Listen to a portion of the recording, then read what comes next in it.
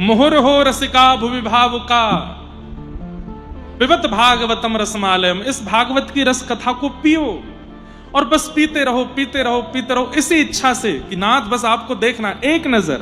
हमें ये नहीं चाहिए कि हम देखते रहें आपको, आप बैठे रहो हमारे सामने, नहीं, इतनी देर की हम में क्षमता नहीं, हमारे प्राण निकल जाएंगे, हमें पता है। एक बार देखना है, पर देखना है, और वो देखने की सामर्थ्य श्रीमद् भागवत जी प्रदान करते हैं। ऐसी भागवत जी कब? जब सुनोगे नहीं, पियोगे, धारण करोगे। नैमिषारण्य क्षेत्र में 88,000 सौनकादि ऋषि बैठे हैं और सूत जी महाराज से प्रश्न करते हैं, और उन्हीं प्रश्नों के उत्तर में सूत जी महाराज कथा सुनाना प्रारंभ करते हैं। और तब सूत जी कहते हैं, सवै पुंसाम परो धर्मो यतो भक्ति यदोक्षजे अहैतु क्य प्रतिहता ययात्मा संप्रसीदति। सवै पुंसाम परो धर्मो यतो भक्तिर अदोक्षजे। सब लोग इधर देखो, ध्यान से सुनो। सभी प्राणी मात्र का परम धर्म क्या है? बोले अदोक्षज, भगवान की अहितु की भक्ति करना। अहितु की भक्ति किसको कहते हैं? प्रेम युक्त भक्ति करना। बंधुओं, आज 90% लोग, 95% लोग भगवान की आस्था युक्त भक्ति करते हैं, श्रद्धा युक्त भक्ति करते हैं, प्रेम युक्त नहीं। और एक बात कह दूं धीमे से, स्वार्थ युक्त भक्ति करते हैं।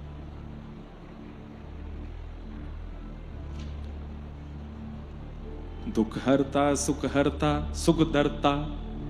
गणेश जी से क्या कहते हैं? जो दुख का हरण करे और सुख को प्रदान करते, ऐसे गणपति बप्पा हम आपको प्रणाम करते हैं। अच्छा, इसका एक प्रमाण और देखो। पूरे हफ्ते भर आप गणपति दर्शन करने जाओ, फ्राइडे के दिन सबसे ज्यादा भीड़ क्यों होती है? क्योंकि लोगों को यह लगता है कि गणेश जी एक्टिव रहते हैं फ्राइडे को। पूरे हफ्ते आप हनुमान जी दर्शन करने जाओ, पर मंगलवार के दिन इतनी भीड़ क्यों होती है? बोले कि हनुमान जी एक्टिव रहते हैं मंगलवार को। पूरे हफ्ते दर्शन करने जाओ महादेव के, लेकिन सोमवार के दिन इतनी भीड़ क्यों होती है? शंकर जी एक्टिव रहते हैं, बाकी के दिन वो इनएक्टिव हो जाते हैं। नहीं, ये हमारी भ्रांति बनी हुई है, ये हमारे स्वार्थ। पता है क्या, प्राचीन काल में लोगों ने विचार किया, हमारे ऋषियों ने ऐसा विचार किया, आचार्यों ने ऐसा विचार किया, ये रोज नहीं जाएंगे ये मानव, हमको पता है इनकी स्थिति। ये 7 दिन में से 6 दिन संसार के विषयों को ही देंगे, 1 दिन ही ठाकुर जी को देंगे। तो इसलिए किसी की गणेश जी में इच्छा है तो वो फ्राइडे दे दिया, किसी को अगर जैसे मंगल मूर्ति मारुति नंदन, उनको मंगल मूर्ति कहा जाता, वो मंगल है, मंगल करता है, तो इसलिए मंगलवार उनको दे दिया। सोम के दुख को दूर किया महादेव ने, मतलब सोम यानी कि चंद्रमा, इसलिए सोमनाथ महादेव है। चंद्रमा को जो श्राप लगा था दक्ष प्रजापति का कि तुम अपने रूप से विहीन हो जाओगे, तो चंद्रमा ने जाकर के महादेव की आराधना की, तो महादेव ने कहा कि देखो श्राप पूर्ण रूपेण दूर नहीं होगा, पर हम आशीर्वाद देते हैं। बोले क्या? 15 दिन आपके ससुर जी का श्राप लगेगा, एक एक दिन आप घटते चले जाओगे, अमावस्या के दिन आप अंतर्ध्यान हो जाओगे, और अमावस्या के अगले दिन से हमारा आशीर्वाद लगेगा, फिर से तुम अपने रूप में आके पूर्णिमा तक। तो जिन्होंने चंद्रमा के श्राप को सुख में परिवर्तित किया, ऐसे सोमनाथ हैं, इसलिए उनको सोमवार दे दिया। ये हम लोगों के लिए निर्माण कर दिया गया कि चलो इस बहाने जिसकी शंकर जी में आराध्य इच्छा है, श्रद्धा है, वो सोमवार के दिन चला जाएगा, हनुमान जी की जिसमें है वो मंगलवार को चला जाएगा, गणेश जी की जिसकी वो फ्राइडे को चला जाएगा। हर दिन स्वार्थ व्यक्ति का जब सिद्ध नहीं होता है और वो स्वार्थ के लिए जब भगवान के पास जाता है तो पर्टिकुलर डे पर जाता है, लेकिन निस्वार्थी वो तो कभी भी चला जाता है। अब बालक अपनी मां के कभी चरण नहीं दबाता, लेकिन अचानक से जाकर के किसी दिन रात को बैठ जाए, मेरी प्यारी मां कैसी हो, तो मां क्या कहेगी? क्या बात है, जल्दी बोल। नहीं नहीं कुछ नहीं, पैर दबाने आया हूं। अरे मुझे सब पता है, जल्दी बोल क्या बात है। क्यों, मैं आपके पैर नहीं दबा सकता? अरे भाई बहुत दबा लिए तूने पैर, मैं तेरी बस राजी हूं, तू जल्दी बता काम क्या है। मां बोले हाँ, वो पल्ली गली वाली से ब्याह कर लूं मैं। चल भाग यहां से। ऐसा स्वार्थी बालक, मां जानते, मां का प्रेम तो है उस बालक से, लेकिन वो बालक जब स्वार्थ सिद्ध में आता है, स्वार्थ सिद्धि में आता है, तभी मां की सेवा करता है। ऐसे ही केवल मंगलवार के दिन हनुमान जी जाने वाले, केवल सोमवार के दिन जाने वाले महादेव के पास, केवल फ्राइडे को जाने वाले गणेश जी के पास, केवल थर्सडे को जाने वाले नारायण के पास, वो सब स्वार्थी बालक हैं। ठाकुर जी उनसे आते कोई बातचीत नहीं करते हैं, सीधे बोलते हैं क्या काम है, काम बोल, निकल यहां से, नाथ ये काम कर दो, ठीक है हो जाएगा जा। उससे ठाकुर जी ज्यादा मतलब नहीं रखते। लेकिन जो रोज जाता है, जो रोज बैठता है, जो रोज देखता है, रोज दर्शन करता है, ठाकुर जी को इतना प्रिय लगने लगता है, बोले ये मेरे से निस्वार्थ भाव से आता, बस मुझे देखने आता, मेरा दर्शन करने आता, मुझे अपना मानता है। कभी ठाकुर जी की इच्छा हो जाती, ठाकुर जी उसके पास चले जाते। निस्वार्थी सबको प्रिय होता है। हमको भी स्वार्थी व्यक्ति प्रिय नहीं है, हमको भी निस्वार्थी प्रिय, तो ठाकुर जी को स्वार्थी कैसे प्रिय हो सकता है? परंतु आज 90 से 95% लोग भक्ति करने वाले स्वार्थी हैं, उनका एक स्वार्थ है ठाकुर जी से, इसलिए कर रहे हैं। पर यहां पर सूत जी महाराज कहते हैं सबई पुंसाम परो धर्मो, भजन करना चाहे स्वार्थ से चाहे कैसे भी वो धर्म हो सकता है, पर निस्वार्थ भाव से ठाकुर जी का भजन करना ये परम धर्म है। अदोक्षज भगवान की निस्वार्थ भक्ति करना और उसमें भी कोई संबंध युक्त भक्ति करना, ठाकुर जी को कुछ मानना, वो निस्वार्थ भक्ति है, उससे ठाकुर जी प्रसन्न होते हैं। धर्म स्वनिष्ठितः पुंसां विश्वक्सेन कथा सुयः नोत्पादयेदधिरतिं श्रमेव हि केवलम। अब यहां बहुत अच्छी बात कही गई। व्यक्ति को ठाकुर जी स्वीकार कर रहे हैं, इसका प्रमाण क्या है? भक्त की भक्ति से ठाकुर जी प्रसन्न हो रहे हैं, इस बात का प्रमाण क्या है? आषाढ़ी आती है और महाराज पूरे महाराष्ट्र से वारी जाती हैं पंढरपुर,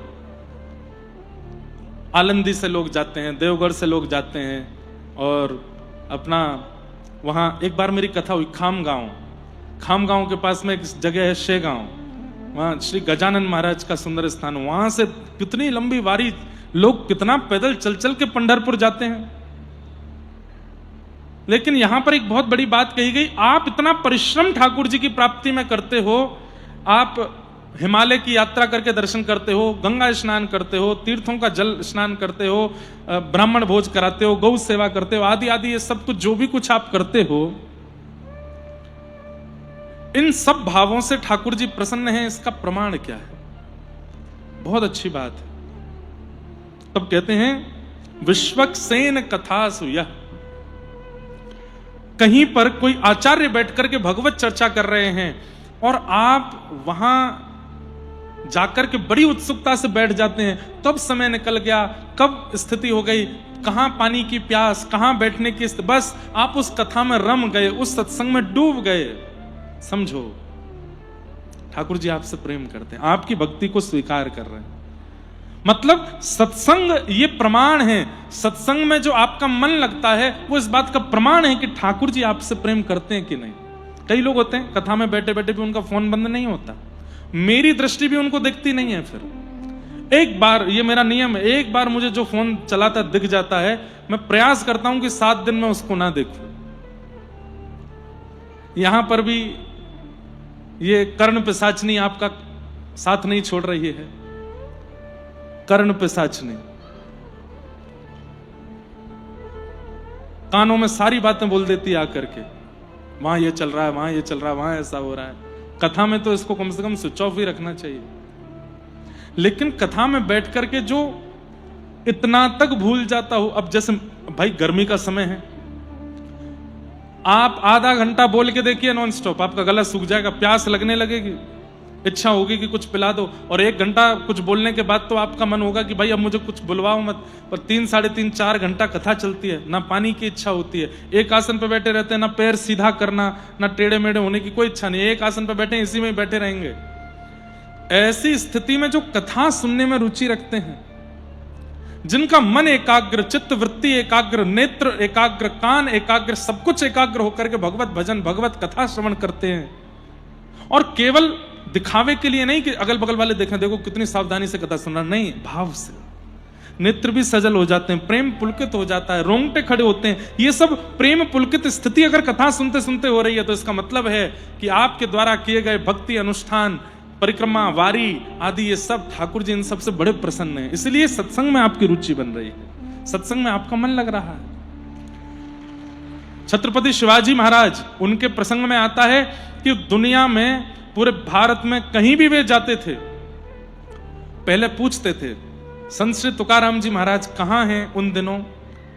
अगर उन्हें पता चलता था कि मैं जहां जा रहा हूं वहां आसपास संत श्री तुकाराम जी महाराज प्रवचन करने वाले हैं, तो वे अपने राजकीय स्वरूप का त्याग करके, अपने सेना का त्याग करके, अपने अस्त्र शस्त्र बलों का त्याग करके जाते थे, सत्संग सुनते थे। और कहते हैं इतने छत्रपति शिवाजी महाराज, जिनका रूप देख करके बड़े बड़े मुगल बादशाह थरथर कांपते थे, उनका रूप कितना पराक्रम से भरा होगा, लेकिन जब वो तुकाराम जी महाराज के सत्संग में जाते थे तो वहां नेत्रों से अविरल अश्रुधार गिरते रहते थे, प्रेम पुलकित तन रहता था।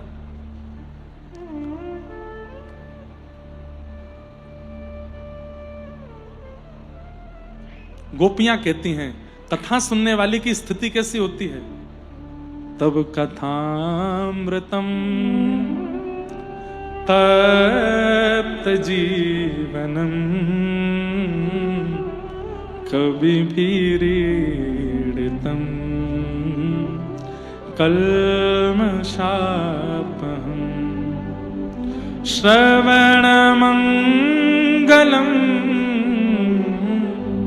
श्रीमदाततम्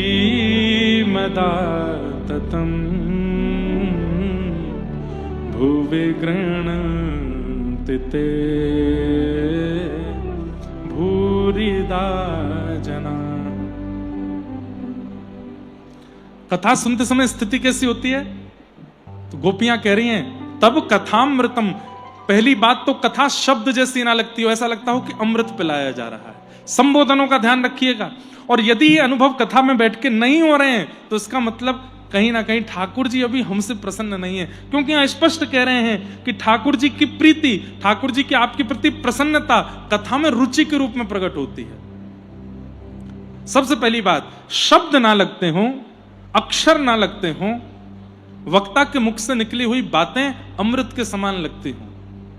अमृत मतलब जिसका पान करके अत्यंत तृप्ति का अनुभव हो जाए उसको अमृत कहते हैं। कथा ज्यों-ज्यों कर्ण रंध्र से प्रवेश करे मानो ऐसा लगता है कि बस आहा, अब सब विषाद जा रहे हैं, सब नष्ट हो रहा है, सब संसार के विषय भोग भाव सब खत्म हो रहे हैं, परम शांति की स्थिति बन रही है। पहली बात, तब कथामृतम, कथा अमृत के समान लगे। तप्त जीवनम, जीवन के जितने भी ताप हैं, चाहे वो शारीरिक ताप है, चाहे वो बौद्धिक ताप है, चाहे वो मानसिक ताप है, चाहे वो पारिवारिक ताप है, चाहे वो संबंधों का ताप है, वो सारे ताप धुल जाते हों, भूल जाते हों आप उनके बारे में कथा में बैठ करके। अब यहां इतने सारे लोग बैठे हैं, कोई हो सकता है अपनी पत्नी से लड़के आया हो, कोई हो सकता है अपने पति से लड़के, कोई बच्चे माता पिता से लड़के आए हों, झूठ बोल के आए हों, कई अपने संसार के बहुत सारे विषादों से, पर यहां आते ही परम प्रसन्न, सब भूल भाल गए। क्या चल रहा है, क्या हो रहा है, कुछ याद नहीं। कल्मषापहम, कल्मषों का जो नाश कर देती हो, कथा सुनकर के कल्मष दूर हो जाते हो। श्रवण मंगलम, मानो ऐसी इच्छा प्रकट हो जाती हो, हे विधाता ये दो ही कान क्यों दिए हैं, इस परम मधुर कथा को सुनने के लिए तो असंख्य कान होने चाहिए थे, रोम रोम हूं मैं तो श्रवणमयी रे। ब्रज की गोपियां कहती थी, जब कोई यमुना पुलिन पर खड़े होकर के और ग्वाला कृष्ण को पुकारते थे, अरे कन्हैया, अरे कृष्ण, चल जल्दी चल, गैयान को लेकर के वापस नंद भवन को चल दे, अरे नंदरानी यशोदा मैया तेरी बाट देख रही है लाला। जैसे ही वो ग्वाल बाल कृष्ण को ऊंची टेर दे करके बुलाते हैं तो गोपियों के कानों में जब वो कृष्ण नाम ध्वनि पड़ती है तो गोपियां कहती हैं, अरे विधाता तेने दो कान क्यों बनाए। तो इन रोओं का कोई काम नहीं है, ये जबरदस्ती हमारे शरीर में ये रोएं प्रकट हुए, इनकी जगह तू कान ही प्रकट कर देता, असंख्य कान हो जाते ताकि उनसे हम कृष्ण नाम सुनते। अब व्रज रस में मुझे ज्यादा अगर आप ले जाएंगे तो फिर मैं वहीं चला जाऊंगा। एक और बहुत सुंदर भाव आता है। एक दिन सब गोपियां किशोरी जी को लेकर के बैठी थी। बीच में एक शिला के ऊपर किशोरी जी बैठी हैं और चारों तरफ सब गोपियां बैठ करके श्री कृष्ण की रूप माधुरी का वर्णन कर रही हैं। कैसे हैं श्याम सुंदर। हाँ, कोई गोपी कह रही है ऐसी काचनी पहन करके घूमते हैं। अरे कोई गोपी कह रही है ऐसी कमर पर क्षुद्र घंटे का पहन के डोलते हैं। कोई गोपी कह रही है आपने भुजा देखी उनकी, वो आजान उलंबित भुजा। जब ठाकुर जी खड़े होते हैं तो उनके हाथों की जो सबसे बड़ी उंगली है वो घुटने तक आती है। इतनी लंबी लंबी भुजाएं हैं ठाकुर जी की, और वो भी पतली दुबली भुजा नहीं है, खूब अच्छी, मानो जैसे कोई सुंदर गदमदरा से हाथ हैं ठाकुर जी के, स्पर्श करने की इच्छा होती है। कोई कहती है अरे मैं तो ग्रीवा पे अटक गई हूं, ऐसे सुंदर गलो है। जब जब श्री कृष्ण अपने टेढ़े मुखमंडल को इधर उधर घुमा में उनके गर्दन पे जो सरवटें आती हैं, मेरा तो मन करे मैं वही में डूब जाऊं, इतने सुंदर लगे। कोई गोपी बोली अरे मैं तो 6 महीना ते चरणन में ही अटकी हूं, जब जब मेरे सामने आमे चरणन ते मेरी नजर ही ना हट पावे। कैसे त्रिभंग लली श्याम सुंदर, कैसे कमल जैसे पवन प्रिय उनके चरणार विंद हैं। कोई गोपी कह रही है अरे मैं तो एक भंवर की तरह उनके घुंघराले केशन में अटक गई हूं। कैसे केश हैं उनके। एक गोपी कह रही है अरे कोई केशन में अटकी है, कोई गले में अटकी है, कोई नाक, कोई हाथ में अटकी है, कोई चरणन में अटकी है, कोई नासिका पे अटकी है, कोई गाल पे। अरे भूल के भी नेत्र मत देख लियो। बोले क्यों। मैं रही ना काहू काम की, आज मैं किसी काम की नहीं हूं। सास ननद मोहे गारी देते हैं, मेरी सास ननद सब मुझको गारी दें। रही ना काहू काम की, क्यों लगन लगी घन श्याम की। मैंने जादना से उनके नेत्र देखे, मैं कुछ नहीं कर पाती हूं। ऐसे कटाक्ष कमल जैसे नेत्र हैं। अरे तुम बहुत भली हो जो हाथ देख रही हो, चरण देख रही हो, उनके केश देख रही हो, नाभि देख रही हो, कंठ देख रही हो। बस मेरी प्रार्थना है आंख मत देख लियो। बोले क्यों, मेरी जैसी है जाओगी, कुछ नहीं कर पाओगी। मुंह पे रोटी ना बने, मुंह पे सब्जी ना बने, मुंह पे सोयो ना जावे, मुंह पे श्रृंगार ना कियो जावे। ऐसे सुंदर श्याम सुंदर है। और ये सब की गोपियों की चर्चा बीच में बैठी बैठी किशोरी जी सुन रही हैं और नेत्रों से प्रेम पुलकित अश्रु निकल आते हैं। तब किशोरी जी से एक सखी बोलती है हे श्यामाजू, श्याम सुंदर जब सन्मुख आते हैं तब आपको कैसा लगता है, आप भी तो बताओ। तो किशोरी जी कहां से प्रारंभ करती हैं।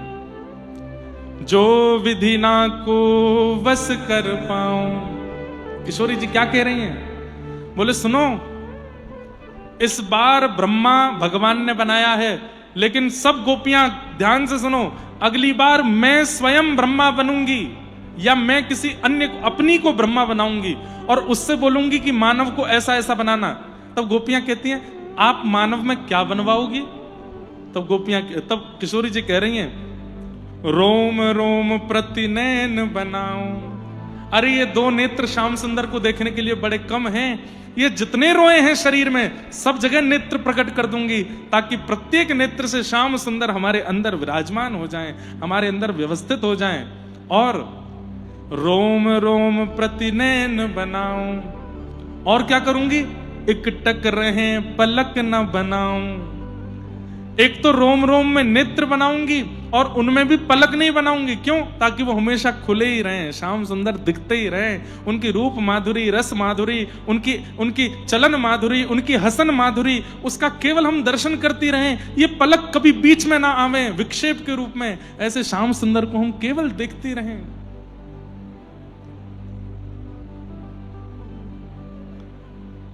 तब पूर्ण होंगे मनोरथ, सफल हमारे काज। तब किशोरी जी बोल रही हैं तब चैन मिलेगा। अभी 2 नेत्रों से चैन नहीं मिलता है। 2 नेत्रों से श्याम सुंदर को देख करके मन भरता नहीं है। रोम रोम से देखना है, रोम रोम से अनुभव करना है।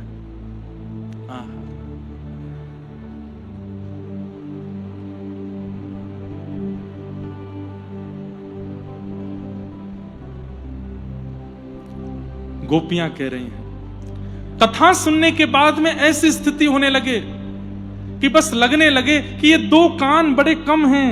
अरे विधाता, हमारे प्रत्येक रों को सुनने की सामर्थ्य प्रदान कर दो, ताकि जब जब व्यास जी कृष्ण बोला करें, जब जब व्यास जी राधा माधव बोला करें, जब जब राधा गिरधर लाल, राधा रमन लाल, राधा वल्लभ लाल बोला करें, तो ये 2 कान नहीं, प्रत्येक रों सुना करे उस नाम को।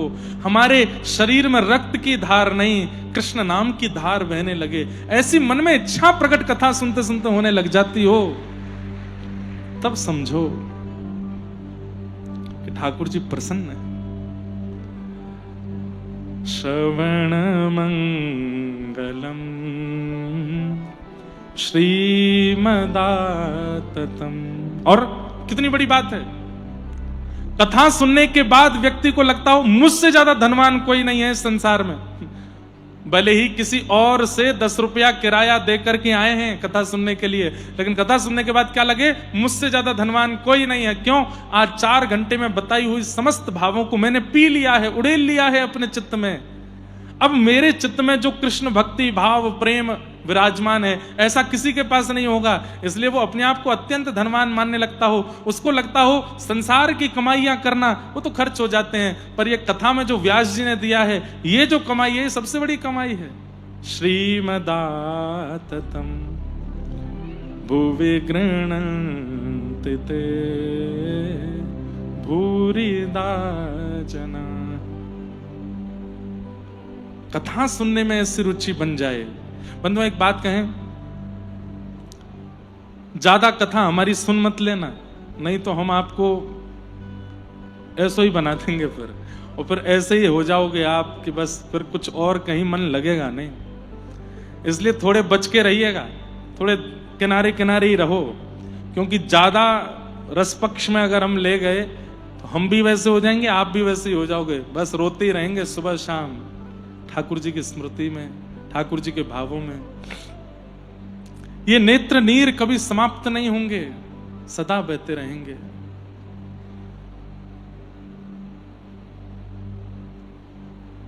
स्थिति कैसी हो जाएगी?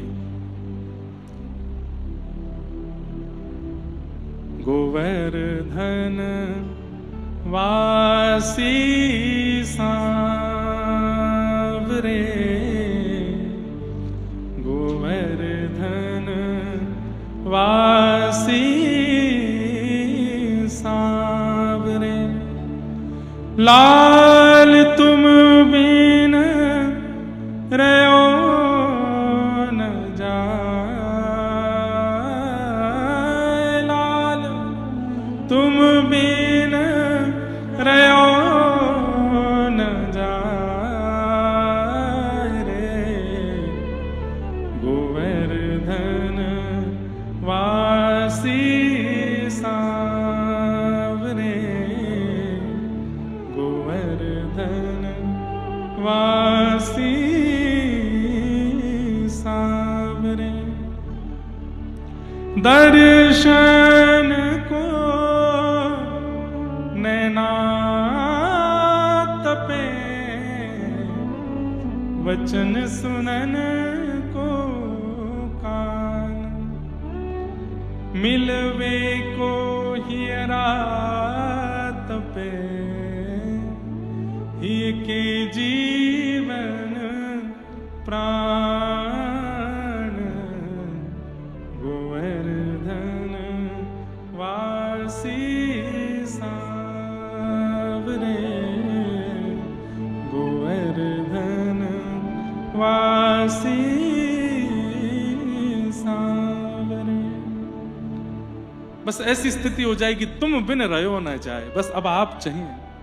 जैसे प्यासे को जल चाहिए, जैसे लोभी को धन चाहिए, जैसे निर्धन को धन चाहिए, जैसे कामी को काम चाहिए।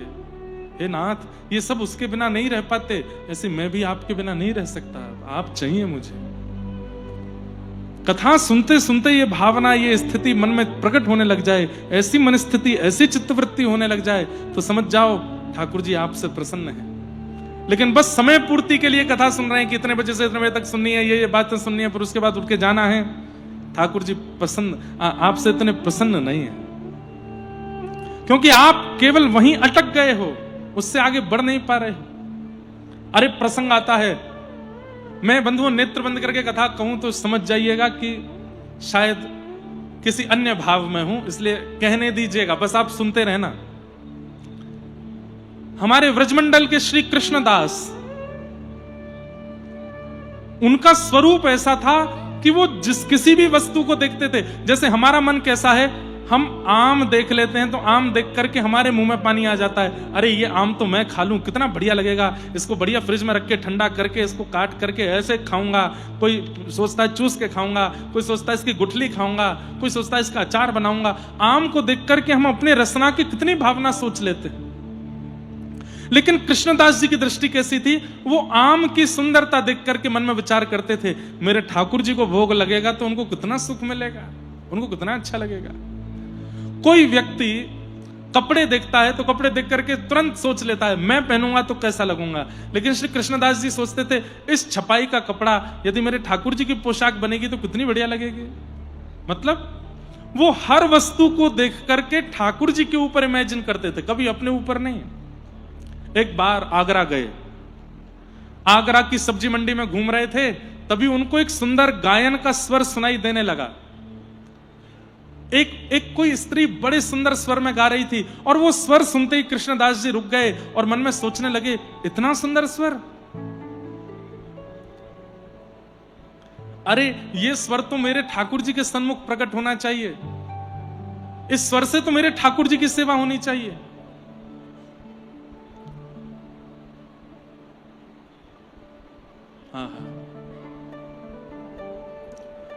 सो ही सुहागन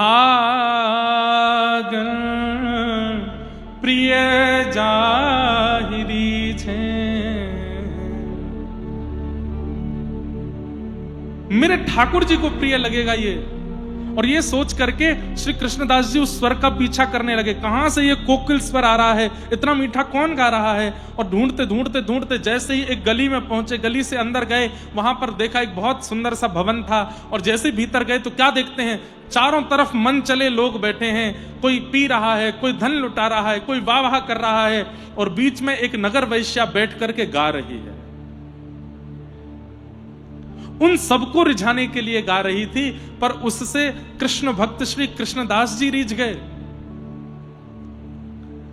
जब उसने अपना गायन खत्म किया तो कईयों ने उस पर धन लुटाया, कईयों ने कुछ कहा, कोई सोने की मोहर लुटाने लगा। कृष्णदास जी ने तुरंत उसके रूप को देख करके कहा कि इसका गायन तो मेरे श्रीनाथ जी के आगे होना चाहिए। गए उस वैश्या के पास और वैश्या से जाकर के बोले हमारे सेठ को रिझाओगी अपने गायन से। तो वो वैश्या बोली मेरे दाम बहुत ज्यादा हैं, मैं ऐसे नहीं जाती कहीं भी। तो कृष्णदास जी ने उस समय में, आज से 500 वर्ष पहले, 100 रुपया निकाले। उस समय बहुत बड़ी रकम यदि कोई देता था तो 11 रुपया 12 रुपया उस वैश्या को मिलते थे, लेकिन 100 रुपए कृष्णदास जी ने निकाल करके दे दिए और कहा ये अभी के हैं, इससे अधिक हमारे सेठ जी तुमको दे देंगे, चलो। वो वैश्या बोली मैंने जीवन में कभी 100 रुपया नहीं देखे। आप कौन हो? आप सेठ जी के कौन हो? भाई हो? उनके बंधु, उनके परिवार से हो? बोले नहीं नहीं नहीं, मैं तो उनके चरणों का दास हूं। वैश्या सोचने लगी जब दास 100 रुपया दे रहा है तो सेठ, स्वामी, मालिक वो क्या देगा। धन के लोभ में तैयार हो गई और अपना और अद्भुत श्रृंगार करके आई, और वो वाली पोशाक पहन के आई जिसमें वो सबसे सुंदर लगती थी। मैं उस सेठ को इतना रिझा लूंगी, इतना अपनी ओर आकृष्ट कर लूंगी कि वो मुझ पर न्योछावर करके खूब धन लुटाएगा। वो क्या जानती थी कि सेठ नहीं है, वो तो सांवरिया सेठ हैं, वो तो साक्षात परमात्मा है जिनके पास ये कृष्णदास लेके जा रहे हैं। उसको तो लगा कोई व्यापारी सेठ होगा। निकल पड़ी, कृष्णदास जी से रास्ते भर चर्चा करती हुई जा रही है। कृष्णदास जी बस उसकी ओर देख रहे हैं और ठाकुर जी का स्मरण करके सोच रहे हैं हे ठाकुर जी इस पर कृपा करना। गोवर्धन लेकर के आए और श्री गिरिराज जी में पहुंच करके गिरिराज जी की तलेटी के ऊपर श्रीनाथ जी विराजते थे। तब आजकल उदयपुर के पास विराजते हैं, लेकिन तब गोवर्धन में विराजते थे। ठाकुर जी का राजभोग हो रहा था, कपाट लगे हुए थे। कृष्णदास जी ने सब दर्शनार्थियों को बाहर कर दिया, उस वैश्या को लेकर के भीतर गए। क्यों? उसका गुण इतना प्रिय लग गया था कि बस इस गुण से ठाकुर जी की सेवा हो जाए कैसे भी। ठाकुर जी के सामने जैसे ही वो खड़ी हुई, पर्दा लगा था। कृष्णदास जी की ओर देख के बोलती, कहां है तुम्हारे सेठ? बोले भोजन कर रहे हैं अभी, तुम बस ध्यान से देखती रहना और सुनो, रिझाने में कोई कसर मत छोड़ना, प्रसन्न कर देना उनको। वो प्रसन्न हो गए तो वो दे देंगे जो बड़े बड़े लोग नहीं दे सकते। अरे आप चिंता मत करो, मैं ऐसा गाऊंगी, मैं ऐसा नृत्य करूंगी, ऐसा ऐसा कुछ सुनाऊंगी, रीझ जाएंगे।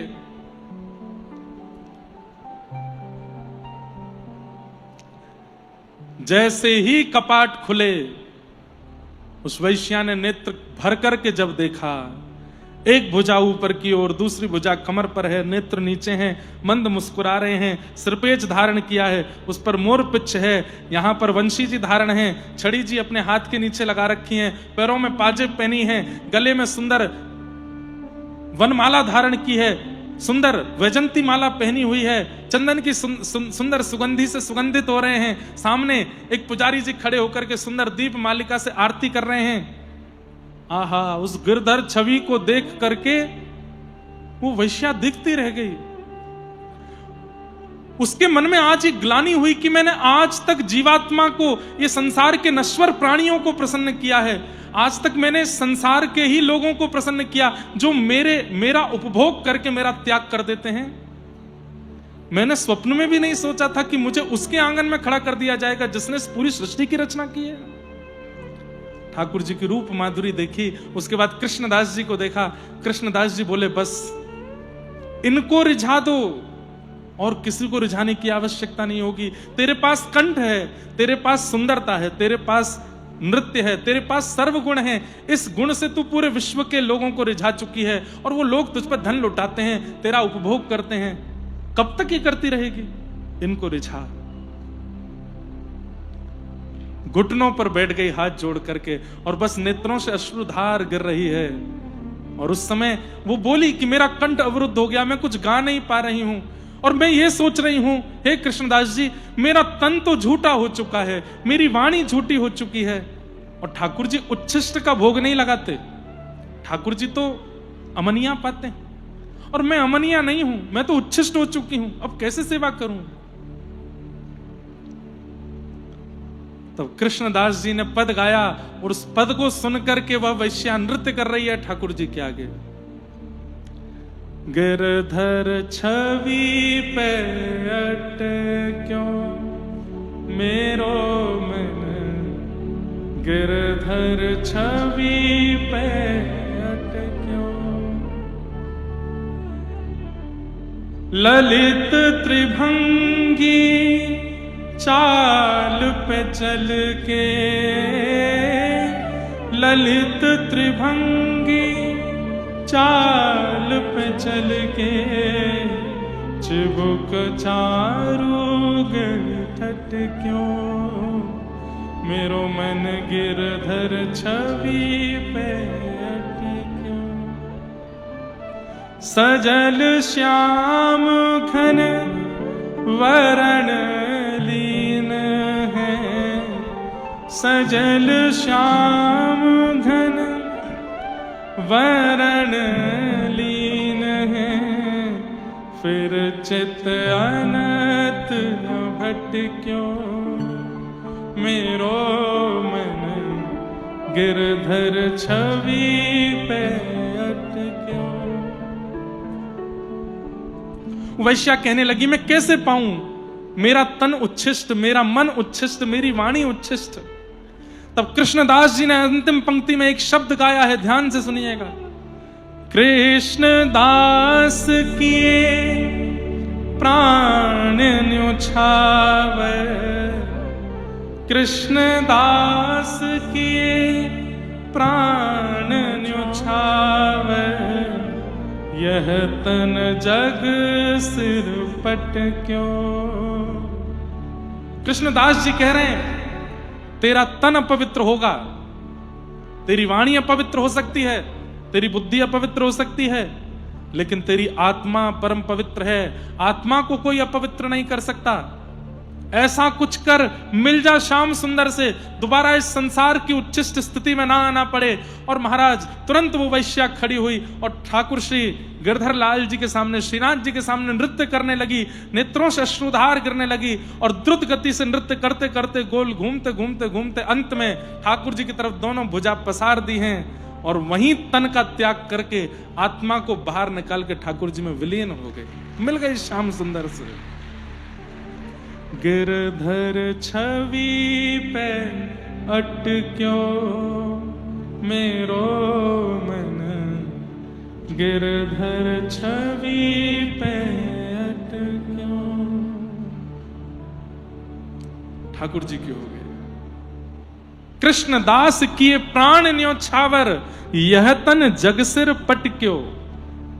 अरे ये संसार तो आपके तन का ही उपभोग कर रहा है, इसको आपके तन से ही मतलब है, छोड़ दो इस तन को इनके हवाले, आत्मा को दे दो ठाकुर जी को, उसे अर्पित कर दो ठाकुर जी को। और वो संभव कैसे होगा? ये रुचि बने सत्संग के प्रति, कथा में कहे गए शब्द शब्द से ना लगते हो, अक्षर से ना लगते हो, किसी व्यास की वाणी से ना लगती हो, ठाकुर जी की मधुर वेणु के समान वो लगता हो और स्वयं के प्रति गोपी की इच्छा आती हो, नेत्रों से कर्ण रंध्र से जब वह शब्द भीतर जाते हो तो लगता हो कृष्ण वेणु रव कर रहे हैं और हमारे चित्त का मार्जन करके हमें अपनी ओर खींच रहे हैं। वही बात सूत जी कह रहे हैं, विश्वक्सेन कथा सुयः, कथा के प्रति यदि रुचि बन रही है, सत्संग के प्रति यदि रुचि बन रही है, तो इस बात का प्रमाण है कि ठाकुर जी आपसे राजी हैं। लेकिन सत्संग सुनते सुनते, कथा सुनते सुनते मन विचलित होता है, उठ के जाने का मन होता है, या फिर बस अब होता है कि कब विश्राम हो, समझो ठाकुर जी दूर हैं, ऐसी भाव।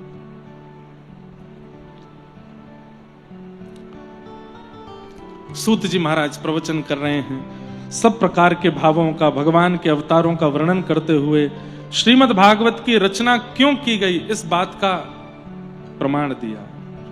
इदं भागवतम नाम पुराणम ब्रह्म संहितम, उत्तम श्लोक चरितम चकार भगवान ऋषि। ये भागवत नाम का पुराण है जिसका निर्माण वेदव्यास जी महाराज ने किया है। उत्तम श्लोक चरितम, उत्तम श्लोक भगवान के भक्तों का इसमें चरित्र है और भगवान वेदव्यास ने इसकी रचना की है। ऐसी भागवत की रचना की कथा सुनाई गई। वेदव्यास जी महाराज का मन विचलित था, तब नारद जी महाराज ने जाकर के उनको कहा कि आपने जितने भी ग्रंथ लिखे हैं उन ग्रंथों में भगवान के यश का वर्णन किया है, भगवान के ऐश्वर्य का वर्णन किया है, अभी तक ठाकुर जी के बाल भाव का आपने वर्णन नहीं किया, उनके प्रभाव का वर्णन बहुत किया है, उनके स्वभाव का वर्णन नहीं किया है, इसलिए आपका मन अशांत है। हे वेदव्यास जी, ऐसे किसी ग्रंथ की रचना करो जिसमें भगवान के स्वभाव का वर्णन हो, प्रभाव का नहीं। प्रभाव तो पूरी दुनिया जानती है ठाकुर जी का, प्रभाव कैसा है ये तो सब जानते हैं, लेकिन उनका स्वभाव कैसा है इसका वर्णन आपने अभी तक नहीं किया, इसलिए आपका मन अशांत है। तब वेदव्यास जी महाराज ने भागवत की रचना की। भागवत में भगवान के प्रभाव नहीं, स्वभाव की चर्चा ज्यादा है, भगवान के स्वभाव की चर्चा है। कैसा स्वभाव है ठाकुर जी का? हमारे भारत में जयपुर में एक संत हुए, उनका नाम था श्री राम प्रसाद जी महाराज। क्या नाम था? राम प्रसाद। बहुत दिन बाद इनका चरित्र याद आया है, ध्यान से सुनिएगा। इनके पिताजी जो थे उन्होंने अपने पिता की मृत्यु देख करके संन्यास ग्रहण कर लिया, विवाह नहीं किया। अपने पिता को मरणासन अवस्था में देख करके उन्होंने सोच लिया कि मेरी मां रो रही है, इसका मतलब है कि मैं कल को विवाह करूंगा और विवाह के बाद मेरे प्राण चले गए तो मेरी वजह से भी किसी को रोना पड़ेगा, मैं विवाह नहीं करूंगा। और इस कारण से उन्होंने विवाह नहीं किया। ध्यान से सुनिएगा। और विवाह ना करके सर्वगुण संपन्न होकर संपत्ति होते हुए भी केवल अपने पिता की मृत्यु देख के ऐसा वैराग्य आया, सब छोड़ करके भजन करने वन में चले गए और इतना नाम जप किया, इतना नाम जप किया, 24 घंटे ठाकुर श्री का नाम जप करते, राम जी का स्मरण करते, राम राम राम राम राम राम जपते रहते थे। कुछ ही महीनों में राम नाम का ऐसा प्रभाव हुआ कि एक क्षण के लिए इन्होंने अपने नेत्र खोले तो क्या पाया, साक्षात प्रभु श्री राम, श्री जानकी जी, श्री भरत जी, लक्ष्मण जी, शत्रुघ्न जी, श्री हनुमान जी, समस्त राम दरबार इनके सामने प्रकट हो गया। इन्होंने जैसे ही ठाकुर जी को प्रणाम किया, राघव जी को प्रणाम किया, राम जी बोले हम केवल 2 शब्द बोलेंगे और बोल के अंतर ध्यान हो जाएंगे, ध्यान से सुनना। बोले जी भगवान आज्ञा करें। विवाह करो। बोले नाथ ये कैसी बात कह रहे हैं, मैं तो आपके संग रहना चाहता हूं। अरे मुझे संसार में नहीं रहना, ले चलिए अपने साथ। इतने में तो ठाकुर जी अंतर ध्यान हो गए। क्या बोल के गए, विवाह करो। खूब ढूंढा, ठाकुर जी नहीं मिले। अब तो इतने परेशान हो गए, अब कहां जाऊं। घर परिवार में ज्यादा लोग थे नहीं, लौट करके आए और आकर के अब बस सोचने लगे कैसे करूं। ठाकुर जी कह के गए विवाह करो। ब्राह्मण थे, कितनी अद्भुत कथा है कि इनके घर तो कोई आया नहीं, तो ये ब्राह्मणों के घर जाते और जाके उनका द्वार खटखटाते। वो कहते अरे अरे आओ आओ आओ भैया बैठो विराजो। हमने सुना था कि आप पिताजी की मृत्यु के बाद वन में चले गए थे भजन वजन करने, सोचा था विरक्त हो गए, पर अभी सुना कि आप तो वापस आ गए लौट के। बोले हाँ आ गए। कहिए क्या बात है। बोले हम बस ये पूछना चाहते थे आपकी पुत्री है क्या। तो वो कहते हाँ है। तो उनका विवाह हो गया। बोले विवाह तो नहीं हुआ, हम अच्छे हैं वर हमसे ब्याह कर दो। आप खुद ही जाके अपना संबंध देते सबको। तो 2-4 ब्राह्मणों ने तो उनको भगा दिया। बोले ये कैसी बात करते हो, खुद ही आके बोल रहे हो हमसे ब्याह करा दो। और बोले मैं कैसे समझाऊं कि मुझे ठाकुर जी ने आज्ञा दिया कि ब्याह करो, और बहुत समय लगना नहीं चाहिए।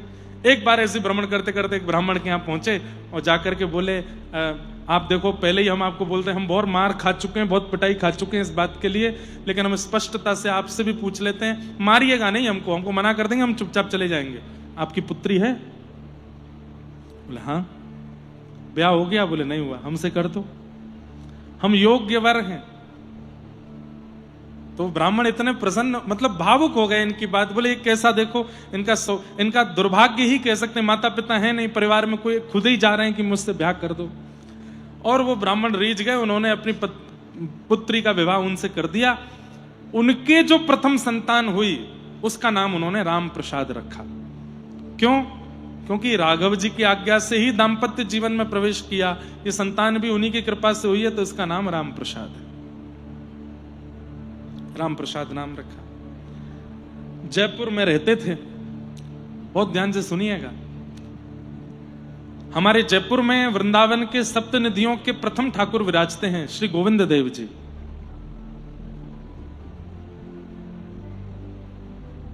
बिहरत निस दिन कुंज गलन में, व्रज जन मन सुख धाम। रूप गोस्वामी प्रकट कियो जहां, राधा गोविंद रूप निधान। वृंदावन प्यारो वृंदावन, श्री वृंदावन प्यारो वृंदावन। तो वृंदावन के गोमा टीला पर इनका प्राकट्य हुआ। लेकिन औरंगजेब ने जब आक्रमण किया, औरंगजेब जब आगरा आया, तो आगरा में आकर के एक दिन रात में किले पर खड़े होकर के देख रहा था, तो दूर एक दिया दिखाई दिया। उसने कहा ये आकाश में दीपक जैसा दिखाई दे रहा है, क्या है ये? बोले महाराज यहां से 50 किलोमीटर की दूरी पर एक हिंदुओं का धाम है, उसका नाम है वृंदावन। वहां एक ठाकुर प्रकट हुआ है, उसका नाम है गोविंद देव, उसके मंदिर के शिखर का ये दिया है। तो औरंगजेब ने कहा 50 किलोमीटर दूर से दिया दिखाई दे रहा है, नष्ट करो इसको। औरंगजेब ने तो नष्ट ही किया भारत को, सारे मंदिरों को। जैसे ही व्रजवासियों को पता चली तो गोविंद देव जी को ले जाने का भाव रखा। तब जयपुर के राजा ने कहा कि मैं पूरी सुरक्षा दूंगा, आप कृपा करके श्री गोविंद देव जी को यहां ले आओ। और कुछ दिन जगह जगह पड़ाव करते हुए श्री गोविंद देव जी जयपुर गए। तब से जयपुर में विराजमान। तो जयपुर में इनका जन्म हुआ श्री राम प्रसाद जी। तो राम प्रसाद जी गोविंद देव जी के मंदिर जाते थे। अब इनकी दर्शन वर्शन में तो रुचि कम थी। गोसाई जी के 2 बेटे थे, वो राम प्रसाद जी की उम्र के ही थे। मंदिर में इतनी भीड़ होती नहीं थी, 2-4 लोग दर्शन करने आते थे। गोसाई जी के बच्चों के साथ राम प्रसाद जी खेलते थे। तो इनके मन में क्या भावना थी कि गोसाई जी के 3 बालक हैं, 2 तो मेरे साथ खेलते हैं और एक ये मुकुट उकुट पहन करके, पीतांबरी पहन के सामने खड़ा रहता है, ये खेलने नहीं आता, ये खड़ा ही रहता है यहाँ पे। तो राम प्रसाद जी ऐसा सोचते, कभी कभी मेरी माँ भी बहुत ज्यादा सुंदर बनाती है तो मुझे घर से नहीं निकलने देती। बोले बगल वाली की नजर लग जाएगी, सामने वाली देख लेगी, भीतर ही रहे। तो हमें लगता है गोसाई जी के ये छोटे लाला हैं, इनको बढ़िया पीतांबरी पहनाते हैं, चंदन वंदन लगा के, काजल लगा के, पगड़ी पहना देते हैं तो कहीं नजर नहीं लग जाए, इसलिए ये खेलने नहीं आते। पर ये राम प्रसाद जब भी जाते थे गोविंद देव जी के मंदिर, गोटी खेलते थे। तो ठाकुर जी को देख करके कभी कभी बोलते थे, तुम भी आ जाओ, तुम्हारे दोनों भैया तो खेलते हैं, तुम भी खेलो, तुम्हारा मन नहीं करता खेलने का। फिर वो दोनों बच्चे भी, वो भी गोसाई जी के पुत्र भी छोटे से ही थे, उनसे कहते ये क्यों नहीं आते? तो वो बच्चे कहते ये नहीं आते, इनको रहने दो, चलो हम खेलते हैं। गोटी खेलते थे।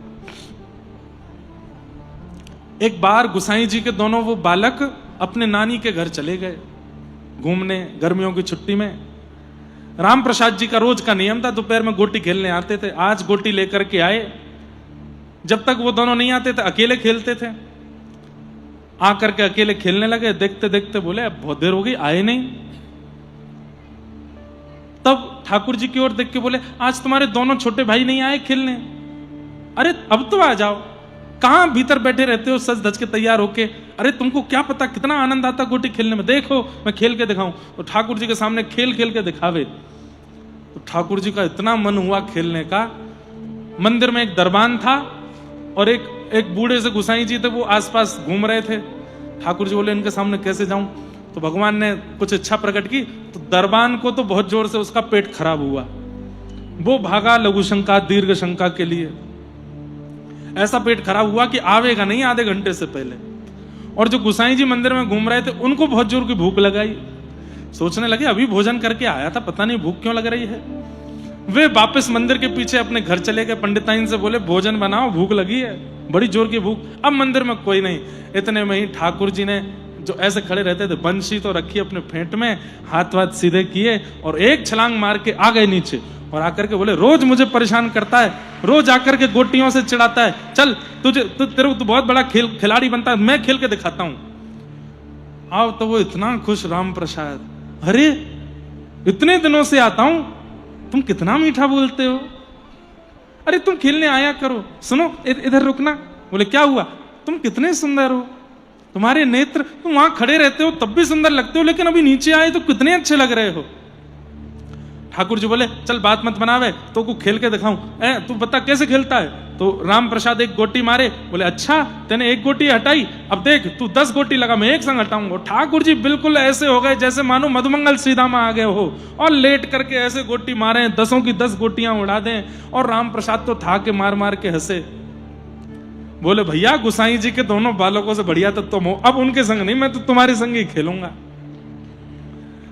ठाकुर जी मानो अब ये भी सोचते जा रहे हैं दरबान और गोसाई आवे उससे पहले पहले खूब खेले, ठाकुर जी झिक्के खेले। लेकिन राम प्रसाद तो उनकी झांकी देखता रह गया। बार बार जाके उनका हाथ पकड़े। ठाकुर जी ने कहा भाई कितना अच्छा लगता है ना आपको स्पर्श करके, कितने बढ़िया, ये ऐसा हमारी तो त्वचा नहीं है, तुम्हारी कैसे हो गई? फिर ठाकुर जी के पास जाके जोर से सूंघे, कितनी बढ़िया सुगंधी आती है तुम में से। अरे एक मिनट रुको तो। ठाकुर जी की ठोड़ी पकड़ ले, तुम्हारे नेत्र कितने सुंदर हैं, नासिका कितनी बढ़िया है। ऐसे ठाकुर जी को देखे और ठाकुर जी उस पर मोह, अरे इन को खेल अंदर, चल आजा मेरे संग खेल। इतने में ही दरबान और गोसाई जी दोनों आ गए। सो ठाकुर जी ने क्या किया, अपनी फेंटा खोली और राम प्रसाद की जितनी गोटी थी सब भर के फेंटा में बांध के ठाकुर जी जाके खड़े हो गए वहीं पे।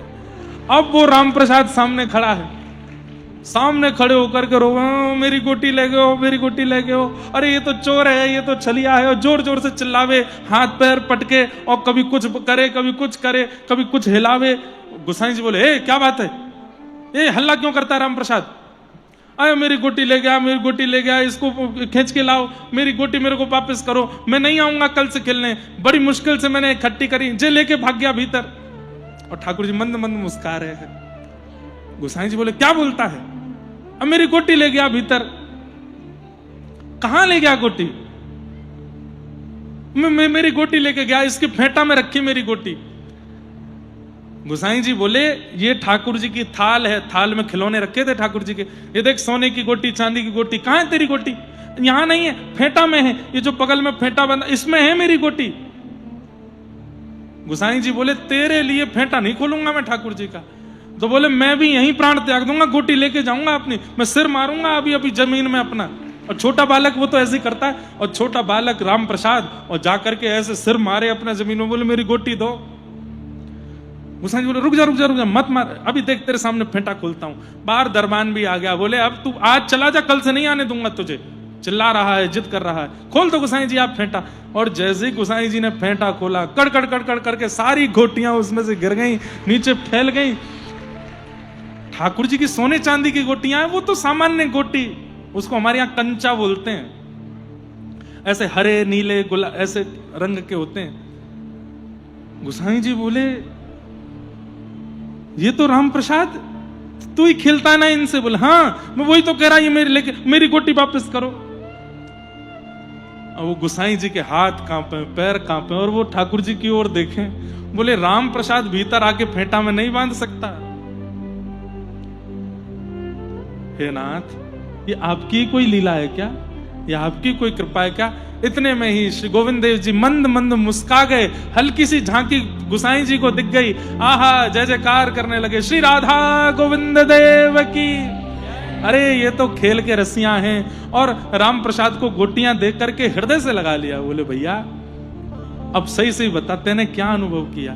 बोले ये कूद के नीचे आए थे और ऐसे लेट लेट करके गोटी खेल रहे थे, 10-10 गोटी एक साथ उड़ा रहे थे, ऐसा कर रहे थे वैसा कर रहे थे। गोसाई जी के तो नेत्र पुलकित हो गए। जाके उनके माता पिता को ये बात बताई, बोले कि तुम्हारा बालक सामान्य नहीं है।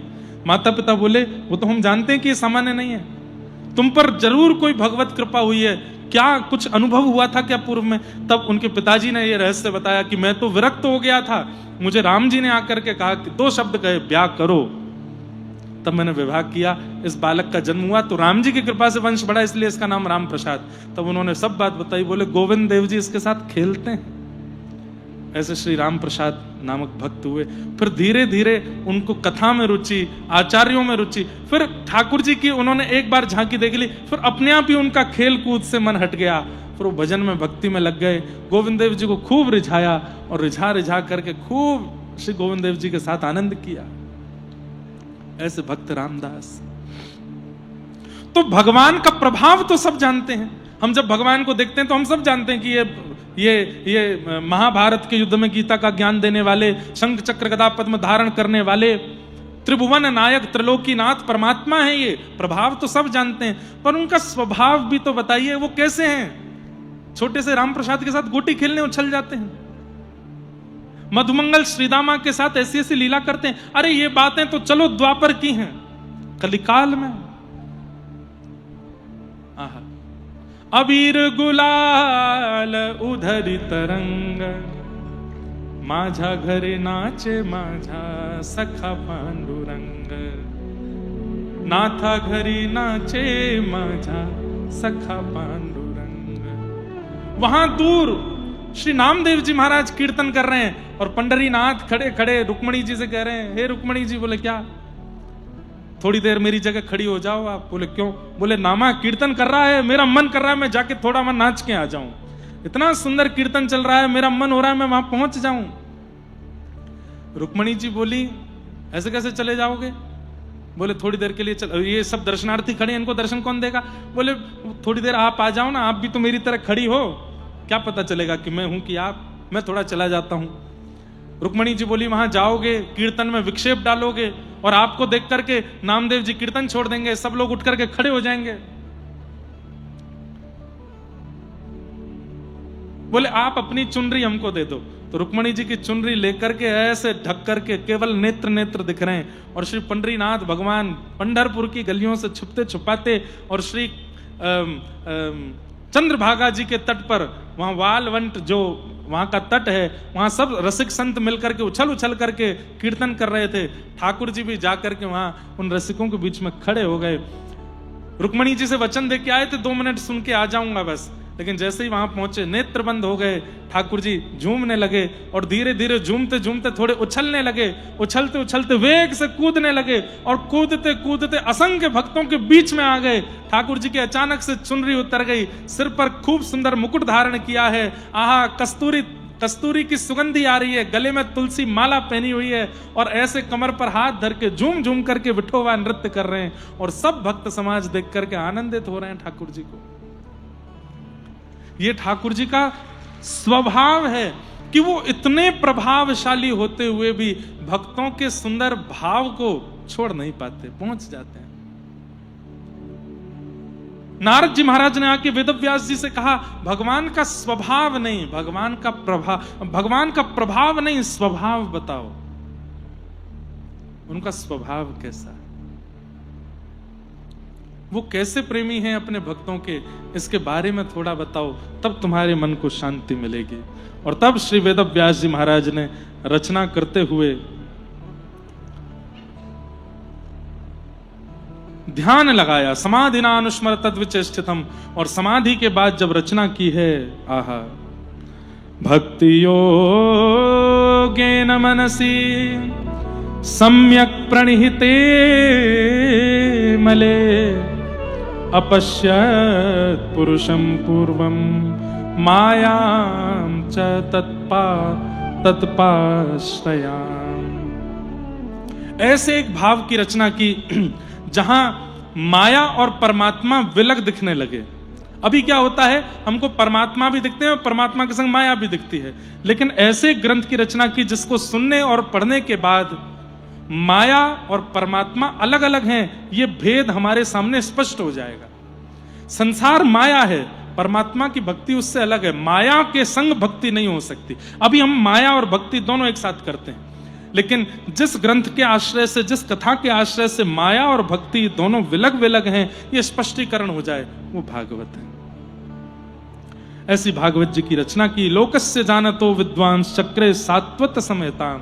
बोलो श्रीमद् भागवत महापुराण की। भागवत की रचना की और रचना करके श्री वेदव्यास जी महाराज ने अपने पुत्र श्री सुखदेव जी महाराज को यह भागवत प्रदान की और सुखदेव जी से कहा कि अब घर घर में, जन जन में इसको स्थापित करो। तब श्री सुखदेव जी महाराज गंगा जी के तट पर जाते हैं और वहां उन्हें परीक्षित मिलते हैं। परीक्षित जी महाराज को यही भागवत की कथा श्री सुखदेव जी महाराज श्रवण कराते हैं और 7 दिन में उन्हें भगवत प्राप्ति का अनुभव कराते हैं। इस प्रकार से भागवत जी सुखदेव जी को दी गई। सुखदेव जी ने फिर वही परीक्षित को सुनाई। प्रश्न हुआ कि परीक्षित कौन है, इसके बारे में हमें बताओ। इसको 7 दिन में मरने का श्राप क्यों लगा था? तो यदा मृधे कौरव संजयानाम वीरेस्वथो वीर गतिम गतेषु व्रकोदरा विग्ध गदा विमर्श भृगनोरुदंडे धृतराष्ट्रपुत्रे। महाभारत का युद्ध अपने अंतिम पड़ाव पर चल रहा था और बड़े बड़े वीर वीर गति को प्राप्त हो गए थे। उसी महाभारत युद्ध में अंत में विजय हुई पांडवों की। इन्हीं पांडवों का वंशधर ये परीक्षित है जिसको 7 दिन में मृत्यु का श्राप लगा था। इस परीक्षित की मां के गर्व को नष्ट करने के लिए, मातृ गर्भ में परीक्षित को नष्ट करने के लिए अश्वत्थामा ने ब्रह्मास्त्र छोड़ा था, पर ठाकुर जी ने गर्भ में जाकर के परीक्षित की रक्षा की। ठाकुर जी ने गर्भ में जाकर के परीक्षित की रक्षा की और वहां जन्म लेने से पूर्व ही परीक्षित को ठाकुर जी ने दर्शन दे दिया। ऐसे श्री परीक्षित जी महाराज, उनका प्रादुर्भाव हुआ, उन सबके भाव बताए गए, ठाकुर जी ने उनकी रक्षा की है।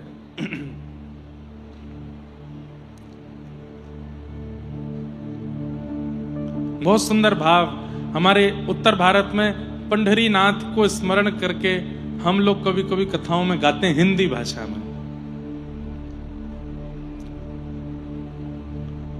सबके लिए वो द्वार खुले हैं, सबके लिए वो द्वार खुले हैं। एक ईंट पर विठल खड़े हैं, एक ईंट पर विठल खड़े हैं। कर जीवन कल्याण पांडुरंग भजले हरि का नाम।